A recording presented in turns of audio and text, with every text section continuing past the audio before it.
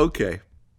Well, for anyone that's been watching Vlad TV for a while, Lord Jamar has been a regular guest Yes, on the show. he's my heart. I love him. He spews it out. And some years ago, him and I, during our conversation, started this dialogue about white people being guests in the House of Hip Hop. Right. I actually fully agreed with it. As a white kid doing hip hop, I wake up every morning feeling very lucky that I get to do hip hop shit for a living. Get to talk to hip hop artists, get to discuss hip hop matters, doing biographies essentially on certain rappers that might never have an actual biography Was or that back documentary. in his fuck Post Malone rant? He was on. He was, yeah, I mean, probably around that time. Or before that, actually. I think this is before Post Malone. So this dialogue was going on for a while, and then Eminem, in his 2 albums ago, he responded to Lord Jamar, and saying, I belong here, clown, and if this was my house, I'd make you go get me the remote and whatever else. And then on his new album, he responded to Lord Jamar again.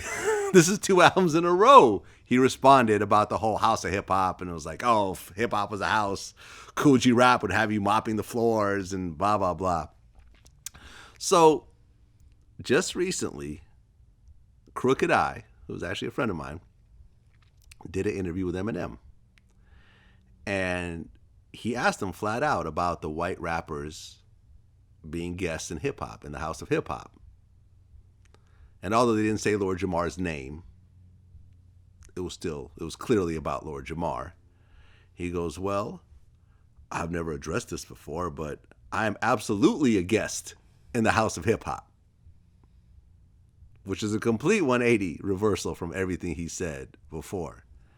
And it's just kind of interesting that Jamar and I made the biggest selling rapper in the world basically double back and agree with what we've been saying this whole time, which was never a bad thing to begin with. Because, we love the Beastie Boys. We love motherfucking, Eminem. Yeah. And, so on and so forth. But, Eminem pops the fuck off. You know what I'm saying? He just popped off in the 2 albums when he said that. He meant it when he said it at the time, I'm sure. But after the dust settles and after it clears, you realize that hip-hop was really born out of the struggle. Hip-hop was born out of, people who were rapping about the conditions that they were living in and the shit that they were seeing. And it was almost like being the last poets or street poets or something like that. And it's hard to equate that with a white boy from Bed-Stuy who has a mom and a dad and grew up a certain type of way, but they like the music, so they jump in. And they can do it, and they got swag. However, the struggle that we're rapping about is not your struggle. Therefore, you are a guest. You feel me? I agree. I grew up in the suburbs. Eminem did not. He grew up in more of a trailer home. Right. But that's why I say, some his of the struggle, white artists... but it was a different type of struggle. He has kids with a white woman. He had the song that came out, how black girls are dumb, and the anti-black girl song that came out back in the day. Mm-hmm. This is someone that just came from a different background, and he loved hip hop, and he devoted his life to it, and he became very good at it. Mm-hmm. And that's all well and good. And he did contribute, and he did put on other artists and everything else like that. But still, this was not something that was birthed from people like him. Right. I mean, Eminem can definitely come to the Cookout, but it's still going to be our Cookout. Right. That's what I'm saying. And there's nothing wrong with being a guest. There's nothing wrong with humbling yourself. Just act like one. Yeah. Yeah.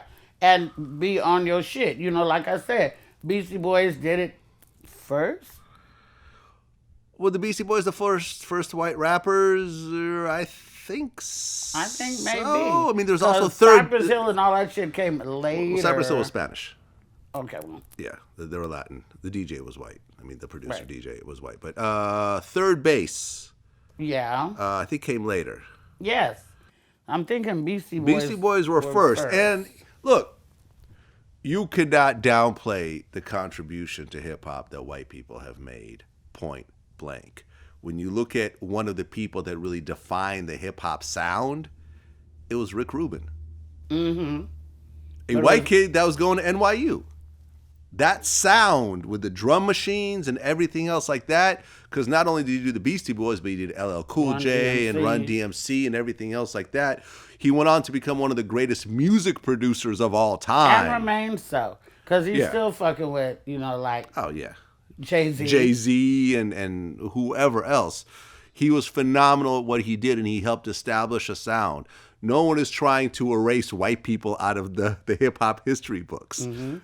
It is what it is. But to say, when he first got into it, it was a black art form as well. Mm-hmm. And he was working with mostly black artists. The Beastie Boys were hip-hop, but not exactly. It was really more like hip rock. It was punk rock with kind of hip-hop beats. And it worked very well. It was very authentic.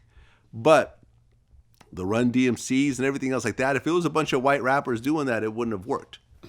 Agreed. Yeah, it wouldn't have worked. And especially then. Yeah, especially then.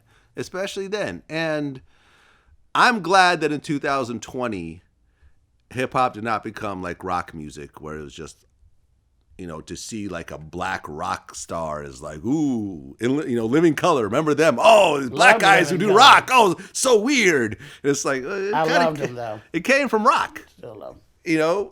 Black people created rock and roll, and Elvis Presley. Lenny Kravitz. But white people basically took over the genre. They outsold everybody. They catered to a larger art form. They got more publicity and so forth. They stole. There's this great interview with Ray Charles where someone mentioned Elvis Presley. And he was like, yeah, okay, he's okay. Yeah, I mean, I know lots of way better musicians than him. They'll get a little Richard started. Yeah. But I give props, number one, to Crooked I, who's a friend of mine, for bringing up that question, because Eminem really interviews with just his friends, like the Sways and the Crooked Eyes and so forth. And listen, he's earned the right to interview with whoever he wants. Yeah. So a lot of times the tough questions don't get asked.